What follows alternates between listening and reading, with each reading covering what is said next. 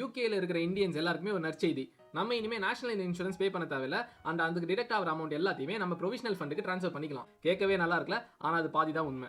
இதே மாதிரி தாங்க பல பேர் இன்ஸ்டாகிராம்ல சொல்லிட்டு சுத்திட்டு இருக்காங்க. ஜூலை 15 அன்னைக்கு பாத்தீங்கன்னா இந்தியாவும் யூகேவும் ஒரு ஃப்ரீ ட்ரேட் அக்ரிமெண்ட் சைன் பண்ணாங்க. அண்ட் அது கூடயே டிசிசி டபுள் கான்ட்ரிபியூஷன் கன்வென்ஷன் அப்படிங்கிற ஒரு சோஷியல் செக்யூரிட்டி அக்ரிமெண்ட் அதையும் சைன் பண்ணாங்க. அந்த டிசிசி அக்ரிமெண்ட்ல என்ன சொல்லுதுன்னு பாத்தீங்கன்னா, யூகேக்கு இந்தியால இருந்து வந்து ஒர்க் பண்ற ஒர்க்கர்ஸ் இவ்வளவு நாளா நேஷனல் இன்சூரன்ஸ் அப்படின்னு ஒன்று பே பண்ணிட்டு இருந்தாங்க. அண்ட் அதை பே பண்ண வேணாம், இனிமே அந்த அமௌண்ட்டை அவங்க டைரக்டா அவங்களோட பிஎஃப்க்கு ட்ரான்ஸ்ஃபர் பண்ணிக்கலாம் அப்படிங்கிறது அது கான்செப்ட். இது யாருக்கெல்லாம் அப்படின்னு பாத்தீங்கன்னா ஷார்ட் டேர்ம் எம்ப்ளாயிஸ். ஸோ இந்தியாவில் இருக்கிற ஒரு எம்ப்ளாயர் அவங்களோட எம்ப்ளாயியை ஒரு ஆன்சைட் ப்ராஜெக்ட்டுக்காக யூகேக்கு அனுப்பியிருக்காங்க அப்படின்னா அவங்க பாத்தீங்கன்னா அந்த நேஷனல் இன்சூரன்ஸ் பே பண்ண வேணாம், அது அவங்க ப்ரொவிடென்ட் ஃபண்டுக்கு போயிடும். பட் இங்க நம்ம ஸ்டூடெண்ட்ஸா வந்து இங்க ஒர்க் பண்றவங்க பாத்தீங்கன்னா இங்க ஒரு யூகே ஒர்க்கரா தான் கன்சிடர் பண்ணுவாங்க.